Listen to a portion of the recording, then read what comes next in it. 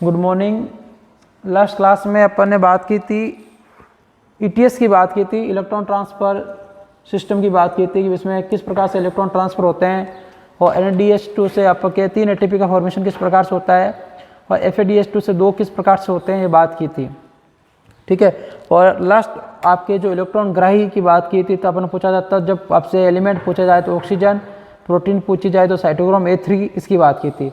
और अपन पढ़ा था इसमें यूबिक्विनोन है वो एक प्रोटीन है, बाकी सल्फर आयरन FMN सब प्रोटीन्स की तरह कार्य करती है और इसमें NAD का क्या होता है, ऑक्सीडेशन होता है। अपन पूरा प्रोसेस पढ़ा था। आज अपन एक नेक्स्ट और महत्वपूर्ण हेडिंग पढ़ने वाले हैं जिसे बोला जाता है केमियोस्मोटिक थ्योरी कहा जाता है ऑफ ATP सिंथेसिस, कि भाई ATP का फॉर्मेशन कैसे होता है। ठीक है। उसके लिए वैज्ञानिक हुए थे पीटर मिशेल, उन्होंने एक थ्योरी दी थी, उसका नाम है, हिंदी में कहा जाता है रसायन प्रासरणिक सिद्धांत, ATP संश्लेषण का रसायन प्रासरणिक सिद्धांत, ये से कहा जाता है केमियोस्टिक थ्योरी कहा जाता है। तो आज की हेडिंग अपने ATP संश्लेषण का रसायन प्रासरणिक सिद्धांत, ATP संश्लेषण का रसायन प्रासरणिक सिद्धांत क्या है इसकी बात करेंगे। इंग्लिश में बोला जाता है केमियोस्मोटिक थ्योरी ऑफ ATP सिंथेसिस। तो इंग्लिश में से क्या बोला जाता है वो लिख लेते हैं आपके केमियोस्मोटिक थ्योरी, इतना सा याद रख लीजिए। ठीक है। ATP सिंथेसिस तो ही है आपके। अब देखिए इसमें क्या है, अपन ये पढ़ने वाले हैं कि भाई कोशिकाओं के अंदर ATP का फॉर्मेशन होता कैसे है, कि भाई प्रकाश संश्लेषण और शोषण में जो ATP अणु होता है उस ATP के विघटन से आपके अधिक मात्रा में ऊर्जा मिलती है और ADP में वो आपके और एक इनऑर्गेनिक फॉस्फेट का निर्माण करता है। कि भाई अपने पढ़ा था जब एक कोशिका बिक्री होती है, प्रकाश संश्लेषण शोषण ऊर्जा होती है, उसका रूपांतरण क्या होता है, ATP अणु में होता है। कि भाई प्रकाश संश्लेषण शोषण ऊर्जा जो होती है किसके रूप में बनती है, ATP के रूप में बनती है। और जब भी ATP का विघटन होता है तो किस में होता है, ADP प्लस एक आपके इनऑर्गेनिक फॉस्फेट जो होता है, ये मिलकर क्या बनाते हैं आपके ATP के निर्माण करेंगे। अपने से क्या ATP जो है ADP और एक इनऑर्गेनिक फॉस्फेट के अंदर टूटता है। तो इन ऊर्जा का उपयोग विभिन्न जैविक प्रक्रियाओं को संपन्न करने में किया जाता है। जब ये ऊर्जा टूटती है तो बहुत सी आपके क्रियाएं होती है जिसमें इसका उपयोग होता है और इस कारण से ATP को क्या कहा जाता है, ATP को नाम देने का ध्यान रखना, एक नंबर का क्वेश्चन बन सकता है। ATP को कोशिका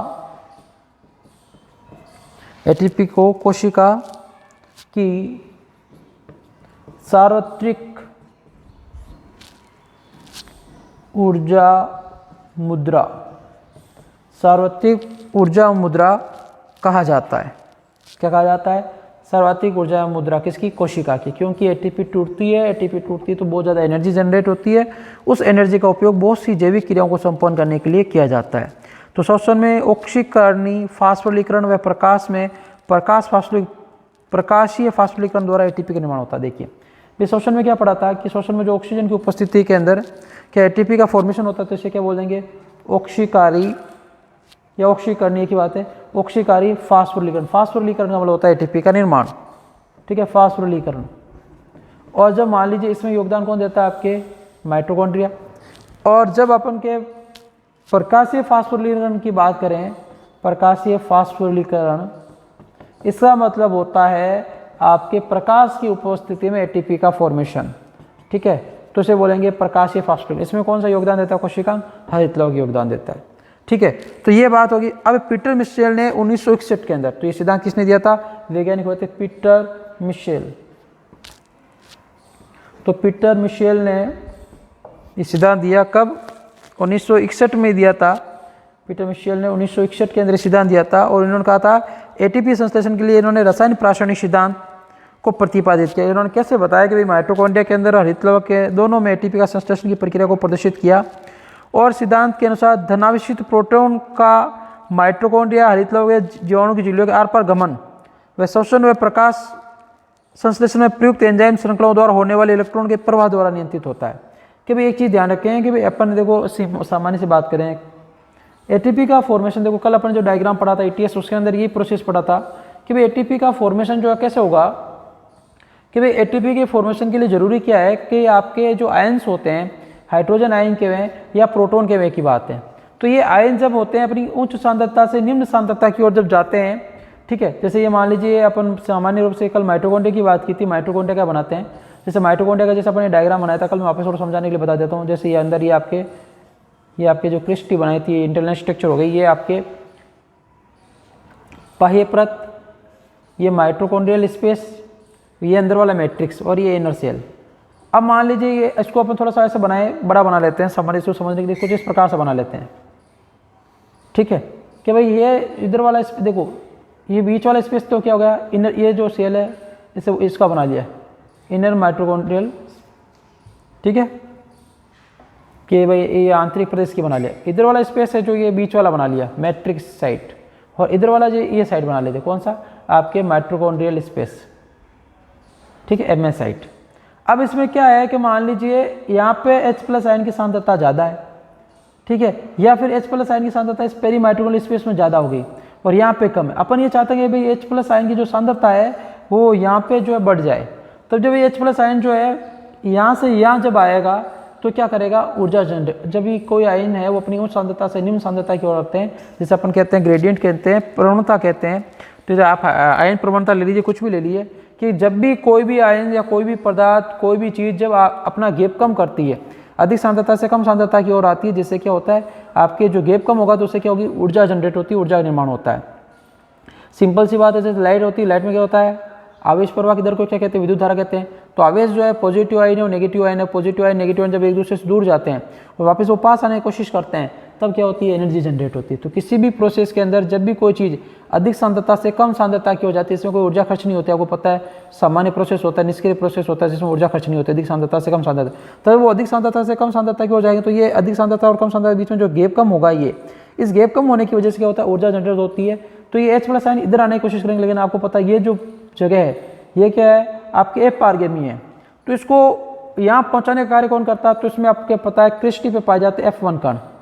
इसे बोला जाता है कि ये ऐसी कुछ संरचना होती है, गुंडीनुमा संरचना, जिसे क्या कहा जाता है कि ये तो इसकी साइड को बोलते हैं F0, इसे बोलते हैं F1, तो इसे बोला जाता है F10 कण या ऑक्सीसोम कहा जाता है। तो ये इनको क्या करता है, लाने का कार्य करता है। और इस ऑक्सीसोम के अंदर क्या पाया जाता है, एटीपी सिंथेटेज एंजाइम पाया जाता है, जो एटीपी का फॉर्मेशन करता है। तो जैसे ये H+ आयन इधर आते हैं तो ये एटीपी क्या कार्य करती है, एटीपी सिंथेटेज एंजाइम उपयोग करके ये क्या कर देते हैं, एडीपी जो है उसके अंदर इनऑर्गेनिक फास्ट जोड़ के क्या बना देते हैं, एटीपी। इस प्रकार से ऊर्जा का क्या होता है, फॉर्मेशन होता है। तो सामान्य से बात ये होगी। तो ये अपन इसमें पीटर मिचेल ने यही बात बोली थी कि भाई पीटर मिचेल ने यही समझाया था कि जब अपन बात करें माइटोकॉन्ड्रिया की बात करें चाहे हरितलौह की बात करें, तो इनके अंदर जो एटीपी का संश्लेषण होता है उसके लिए क्या होते हैं कि जो धनावेशित आयन है या प्रोटॉन है या हाइड्रोजन आयन है वो झिल्ली के आर पार गमन करते हैं। किसकी झिल्ली, अपन जैसे अभी मैंने आपको बता दिया किसकी झिल्ली होगी, आपके माइटोकॉन्ड्रिया की बात कर ली। जैसे मैं आपके हरितलौह की बात करूँ, ठीक है, तो हरितलौह में क्या होता है, आपके प्रकाश की क्रिया कहाँ होती है, थाइलेकोइड में होता है। जैसे अपन हरितलौह बनाए तो ये हरितलौह हो गया, ये डबल मेम्ब्रेन हो गया, समझने के लिए देखिए। और ये अंदर से आपके ये पाई जाती है ना, इसकी एक परत को अपन थाइलेकोइड कहते थे, ऐसे बहुत सी पाई जाती है। इस एक सेट को पूरा ग्रेनम कहते हैं। भाई ये थाइलेकोइड हो गया, ठीक है, और ये आपके पूरा इस सेट को ग्रेनम कहेंगे। और तीनों को मिला के क्या कहा जाता है, ग्रेना कहा जाता है। ये तीनों को कमांडली अपन क्या कह देंगे, जो आपस में फ्रेंच चैनल या लेमिलिस के द्वारा जुड़ी होती है। अब मान लीजिए ये थाइलेकोइड जो है, ठीक है, इस पर प्रकाश संश्लेषण की प्रकाशिकी अभिक्रिया होती है, ग्रेनम होती है।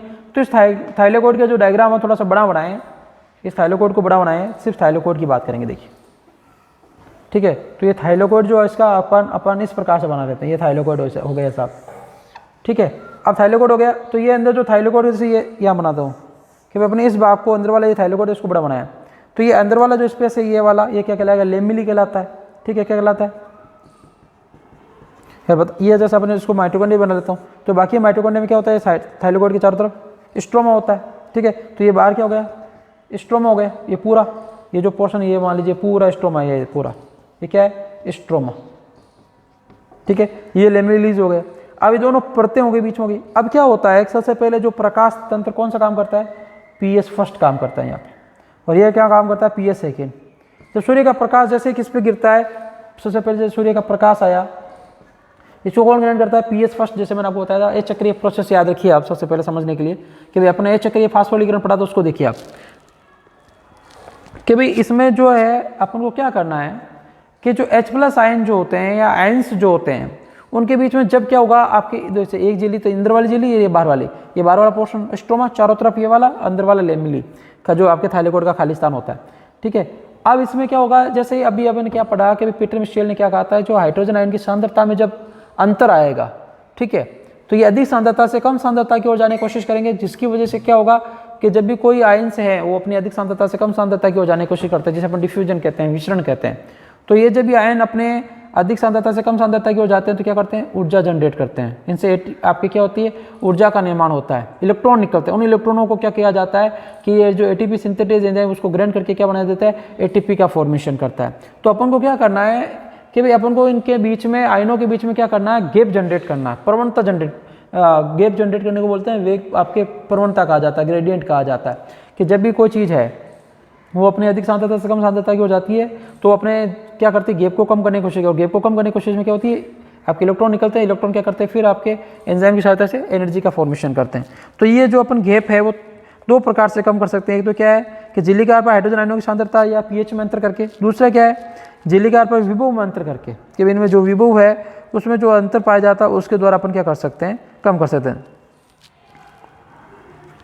और दोनों मिलकर क्या करते हैं, इसकी देखिए जैसे सबसे पहले प्रकाश गिरेगा पीएच फर्स्ट पे, तो पीएच फर्स्ट पे गिरेगा तो क्या होगा, जल का प्रकाशिक अपघटन होगा, और जल का प्रकाशिक अपघटन होगा क्या होगा, H+ आयन बढ़ेंगे। ये जल है, इसका जल का प्रकाशिक अपघटन होगा तो क्या बनेगा आपके हाफ O2, ठीक है, और 2H+ और साथ में क्या होंगे, तो 2 इलेक्ट्रॉन निकलेंगे, तो ये 2H+ अंदर आ गए। अब ये अंदर वाली झिल्ली पे हाइड्रोजन आयन की सांद्रता बढ़ गई, यहाँ पर हाइड्रोजन आयन की सांद्रता कम हो गई।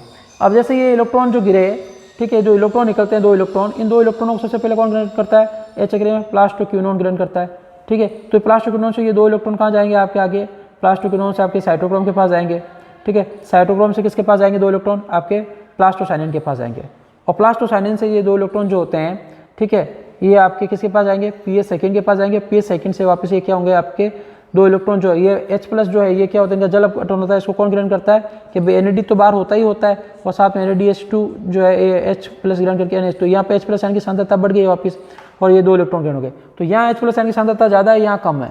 तो ये अभी क्या होता है कि H+ आयन की सांद्रता जो है कम हो ज़्यादा होती है, तो ये क्या करते हैं आपके, ये इससे कहा जाता है आपके प्रोटॉन मोटिव फोर्स होता है, वो ये H+ आयन को क्या करता है, बाहर भेजने की कोशिश करता है।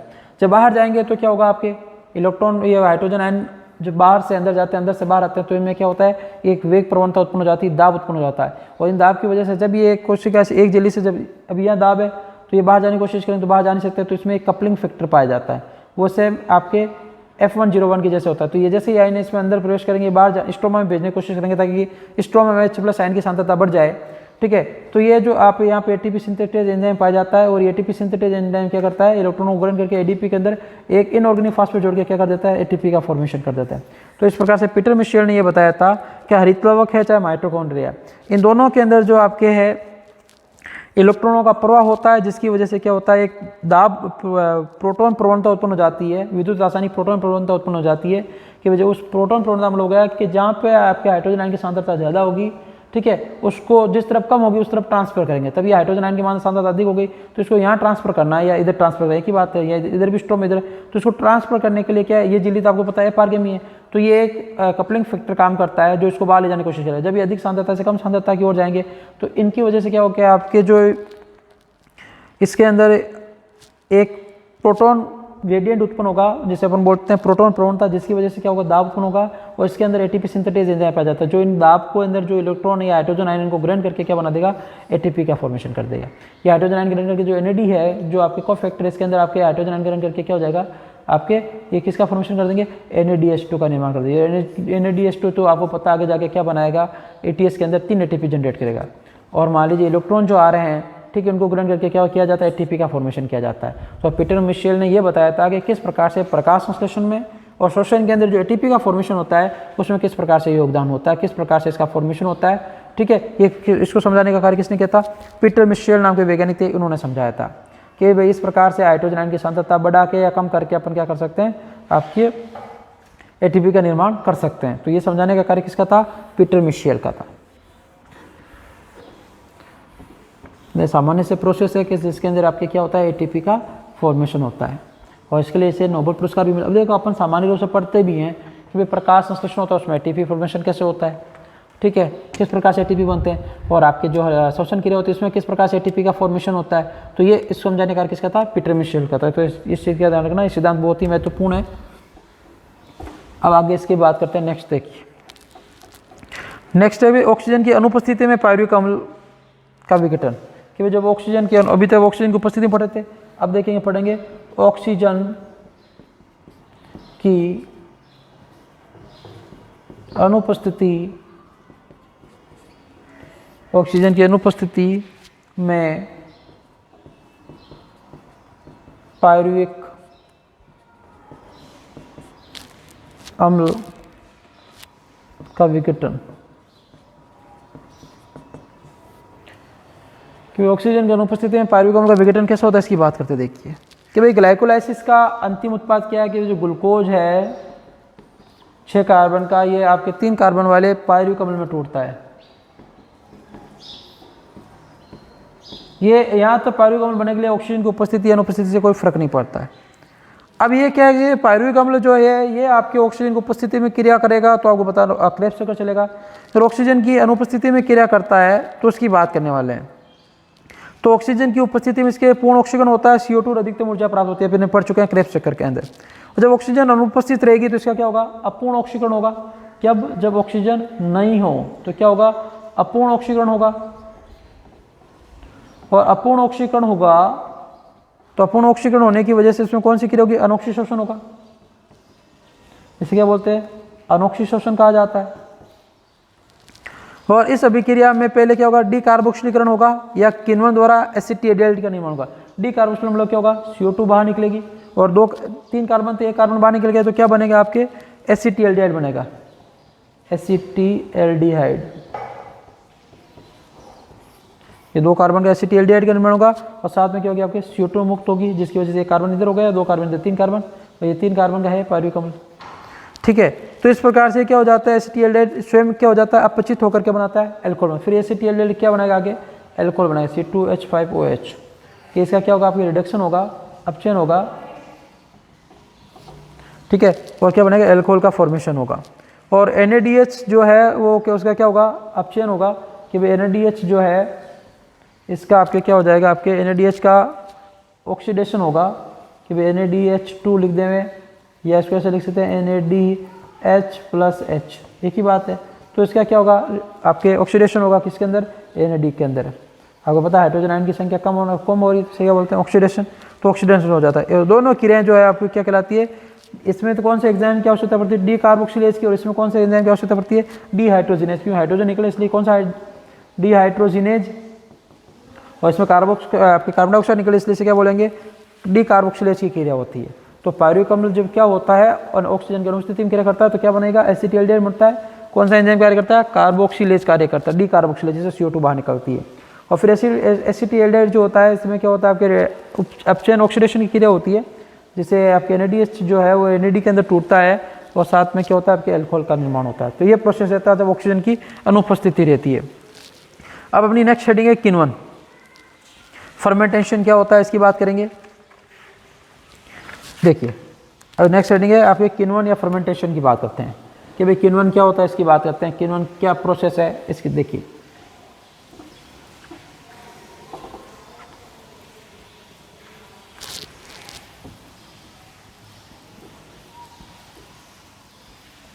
किण्वन ऐसा, और इसे इंग्लिश में कहते हैं फर्मेंटेशन।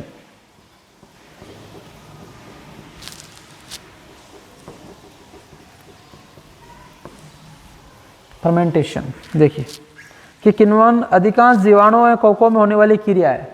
कि वे किस में पाई जाती है मुख्य रूप से क्रिया, कि अधिकांश जीवाणु व कवकों में। तो किस में होती है, अधिकांश मतलब लगभग सभी जीवाणु, अधिकांश मतलब जीवाणुओं व कवकों, जीवाणुओं व कवकों में होने वाली प्रक्रिया है। और ऑक्सीजन की अनुपस्थिति में या ऑक्सीजन के बिना उपयोग किए संपन्न होती है, मतलब इसमें ऑक्सीजन की आवश्यकता नहीं होती है। तो ये ऑक्सीजन की अनुपस्थिति में, ऑक्सीजन की एब्सेंस में होने वाला प्रोसेस है क्या, फर्मेंटेशन। क्या होता है इसमें, किसमें शर्करा का क्या होगा, आपको पता ऑक्सीजन नहीं होगी तो ग्लूकोज या जो भी शर्करा है उसका क्या होगा, अपूर्ण ऑक्सीकरण होगा, पूरा ऑक्सीकरण नहीं होगा। पूरा ऑक्सीकरण तो कब होता है, जब ऑक्सीजन की उपस्थिति हो। तो अपूर्ण ऑक्सीकरण होता है और अपूर्ण ऑक्सीकरण होने की वजह से क्या बनते हैं, या तो आपके एल्कोहल बनेगा, अल्कोहल बनेगा, ये आपके क्या बनेगा, कार्बोक्सिलिक अम्ल बनेंगे।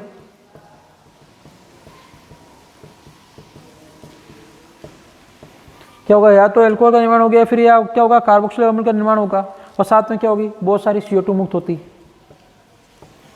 ठीक है, और ऊर्जा बहुत ही कम बनेगी। कब, जब शर्करा का अपूर्ण ऑक्सीकरण हो, ऑक्सीजन की अनुपस्थिति में हो। और लुई पास्चर सब वैज्ञानिक थे, उन्होंने 1870 में सिद्ध किया कि अल्कोहलिक किण्वन यीस्ट कोशिकाओं की उपापचय क्रियाओं द्वारा होता है। कि वैज्ञानिक होते हैं पाश्चर, जिसे लुई पास्चर बोलते हैं पूरा नाम, इन्होंने 1857 में ये सिद्ध कर दिया कि भाई यीस्ट क्या है, एक कवक है। यीस्ट क्या है, एक कवक है, ठीक है। तो यीस्ट कोशिकाओं में क्या होता है, किण्वन की क्रिया होती है, ठीक है। तो किण्वन की क्रिया होती है तो इनमें क्या बनता है, अल्कोहल बनता है। अल्कोहल का क्या होता है, फॉर्मेशन होता है। और फिर उन्होंने क्या किया, एक वैज्ञानिक हुए बुकनर, ठीक है। वैज्ञानिक बुकनर ने क्या किया था, 1897 के अंदर, 1897 के अंदर यीस्ट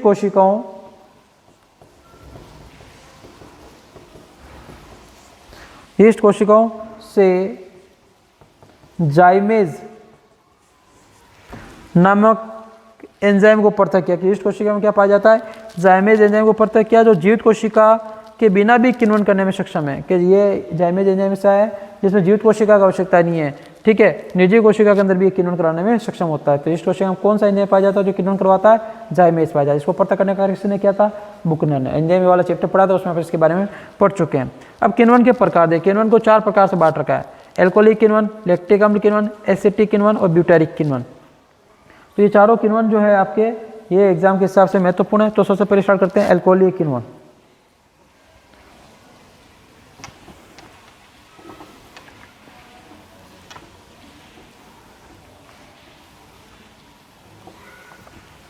जैसे बोलते हैं एल्कोहलिक किण्वन, एल्कोहल, ये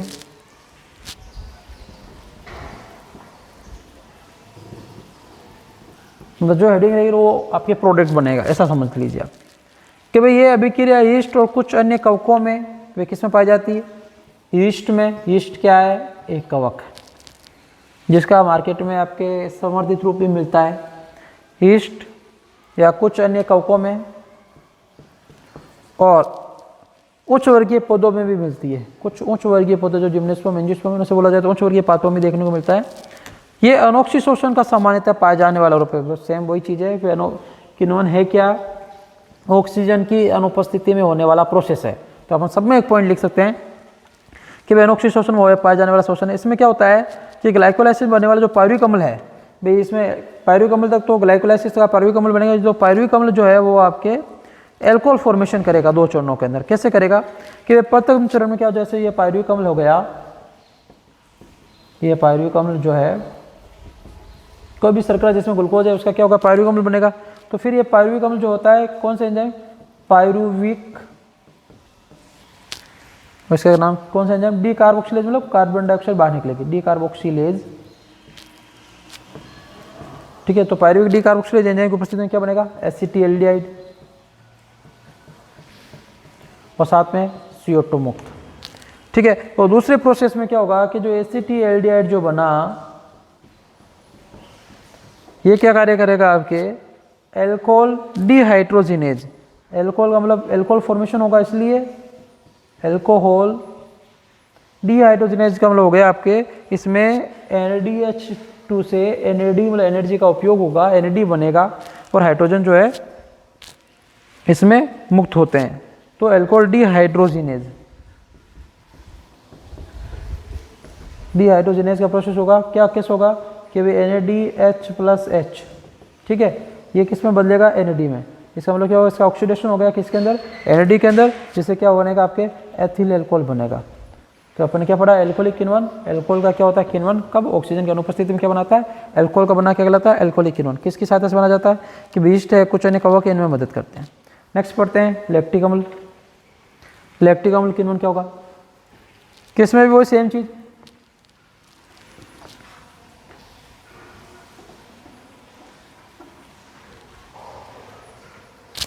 लैक्टिक अम्ल का लैक्टिक अम्ल किन्वन है तो लैक्टिक अम्ल बनेगा, लैक्टिक अम्ल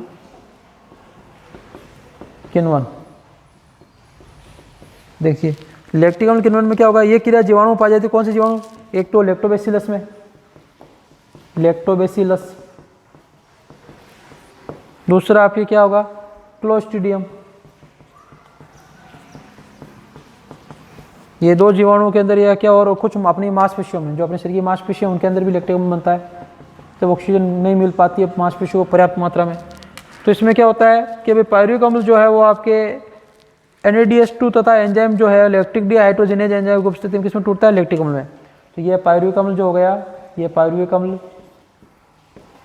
ठीक है, ये क्या होगा आपके इसकी उपस्थिति में NADH+H, ये NADH2 बोल सकता हूँ, ठीक है। तो ये क्या करेगा आपके लैक्टिक डिहाइड्रोजिनेज, डिहाइड्रोजिनेज,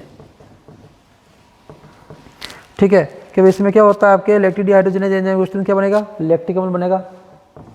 ये लैक्टिक अम्ल बन गया साहब, तो साथ में क्या होगा NAD, कि भाई NADH किसमें टूट जाएगा, NAD में ऊर्जा की जरूरत पड़ेगी, इसमें ऊर्जा देगा और फिर आपके लैक्टिक अम्ल बनेगा।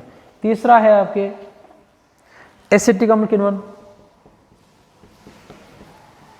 एसिटिक अम्ल किण्वन।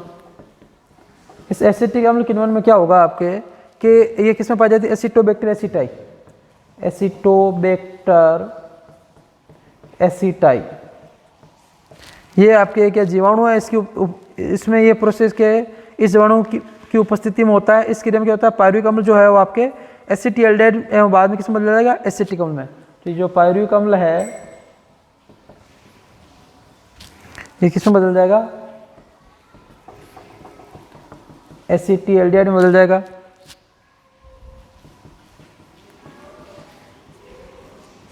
एसिटिल्डेहाइड में बोलेगा, साथ में क्या होगी, CO2 मुक्त होगी, और ये एसिटिल्डेहाइड जो है आपके ये किसमें बदल जाएगा, आपके एसिटिक अम्ल में बदल जाएगा। एसिटिक अम्ल बदलेगा तो क्या होगा, साथ में 2 हाइड्रोजन बाहर निकलेंगे और साथ में एक जल का अणु जुड़ेगा। और लास्ट 4th नंबर जो है कि ये कौन सी, ब्यूटारिक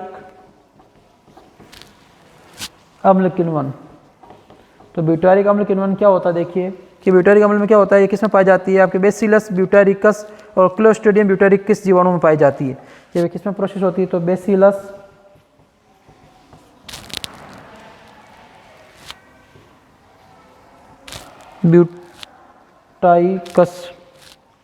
ब्यूटारिकस और क्लोस्ट्रीडियम